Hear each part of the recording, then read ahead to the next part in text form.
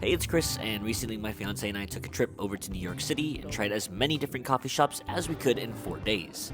I've given each shop my personal rating out of 5 stars for a combination of the ambience, offerings, and of course, coffee quality. Okay, technically this one wasn't in New York, but was on the way to New York while driving in from Boston. Located in Hartford, Connecticut, they had a nice vibe, sold some beans from reputable roasters, which is always a nice green flag to see. They had actual drink sizes properly named rather than the usual small, medium, and large cappuccinos, and overall a rating of a solid 4 stars. After that, we took a short break to eat at Tonchin, a Michelin-starred ramen joint in New York that was really good. A definite 5 out of 5. Next up, we visited one of the many Felix Roasting Co locations, and I have to say the interior was absolutely beautiful with lots of detail, vibrant colors, and they had some incredibly cool patinaed copper-looking mod bar equipment that sadly wasn't being used. But unfortunately, I will have to say that the coffee was probably the worst of any shop we tried this trip. An overall 2 out of 5. On our way back to the hotel, we stopped by Suited New York, famous for also implementing a decent espresso machine per filter 2.1 by Scott Rayo. We had a batch brew roasted by Say, and a 2.1 brew with a washed Honduras bean roasted by Subtext. Both were excellent coffees, and the Honduras brew had a vibrant, welcoming acidity, but I was most surprised by the excellent batch brew. Suited gets a 3 out of 5 for interior, but a 5 out of 5 for coffee.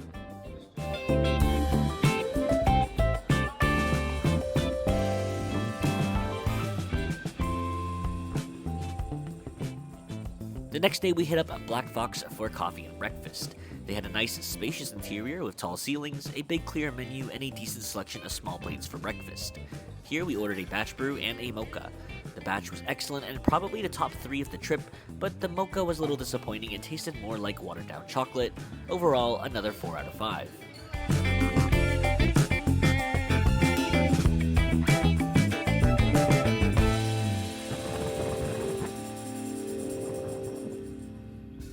After spending the early afternoon at Liberty Island, we made our way over to Maum Market, a pop-up celebrating Asian-owned businesses. There we met my friend and third place winner in this year's US Brewers Cup, Pak, who also has his own unique roastery celebrating Thai coffee, Newbery Street Roasters, so I might be a little bit biased here. The vibe at Maum was way overcrowded for the venue size and also, again, way too hot inside, but of course, Pak's coffee was excellent. I even bought a couple bags to take home. 5 out of 5, and go support my friend Pak and check out Newbery Street online. After a nice long walk through the city, we visited one of the many coffee project in New York spots for an ice-cold black sesame latte, which was super delicious. I'm not even sure if this one had any coffee, but we did come back again the next day for a regular milk-based espresso drink, which was also delicious. I'm gonna give them a 4.5 out of 5. Later that evening, we waited for what seemed like forever in line, but managed to get a spot right at opening for Double Chicken Please, previously ranked the #1 bar in the country. The drinks were super unique, the bartenders and workflow was super fluid, almost like an intricate dance. The food itself was also fantastic, and while it's definitely worth trying at least once, we're definitely not waiting another hour in line. On day 3, we started with Cabra SoHo, and this one was definitely a standout, but maybe not in the way that you think. Here we got 1 batch brew and 1 cortado. The vibe inside was very Japanese, Zen garden-like, but unfortunately had practically non-existent seating since they were absolutely swamped with customers. Every brew seemed intentional and measured, which is always nice to see. The cortado using their house espresso was a surprisingly very light and funky option, very far from traditional and what you'd expect even for a specialty shop. The batch was also very good, but again on the light side, which I personally did enjoy, but my fiance did not. Overall, a 3.5 out of 5. Now, this was an interesting one. Inside the Aritzia SoHo store, every purchase gets you a coin that you can use to redeem a free drink at their mini cafe within the shop. This was something I did not expect to see, but really loved the concept, and it was a nice spot to rest our feet. While we didn't get any coffee-based drinks, I'd rank the overall vibe a 5 out of 5 for being innovative.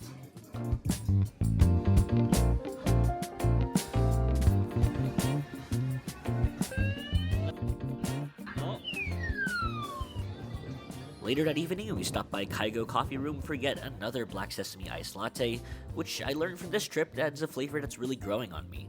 The shop was a bit tiny and very hot inside, but the drink was tasty with just the right level of sweetness. Overall, 3.5 out of 5.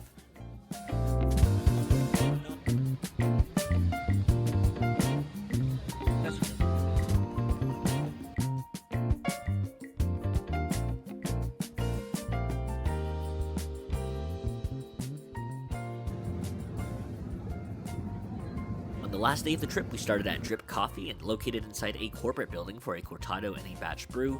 Now, I had been to a Drip Coffee before where I'd rated it a definite 5 out of 5, but I felt like on this particular day at this particular location, the brews could have been dialed in a little bit further, so overall a 3 out of 5. Headed over to Brooklyn before leaving the city, we stopped by Loveless for an iced mocha on what was a really hot day out. The vibe inside was peak hipster coffee shop, but lacked AC. The interior overall felt a little lackluster, but the iced mocha was nice and refreshing. Overall, a 3 out of 5. And last, but certainly not least on this trip, was a stop by Dayglow in Brooklyn. This was easily both our favorite coffee shop of the trip, and I'd say even one of my favorite shops generally. I met Johnny, who runs the Brooklyn location, where they also have an extensive menu of coffee-based cocktails and mocktails, which was super unique and tasted ridiculously good. I got a refreshing coffee-based drink, which also had orange, coconut, and passion fruit in it, and it was exactly what was needed on this super warm day out. I can't emphasize enough how much we enjoyed Dayglow, which also has locations in Chicago and Los Angeles, both of which I've also been able to visit previously. This one was an easy 5 out of 5.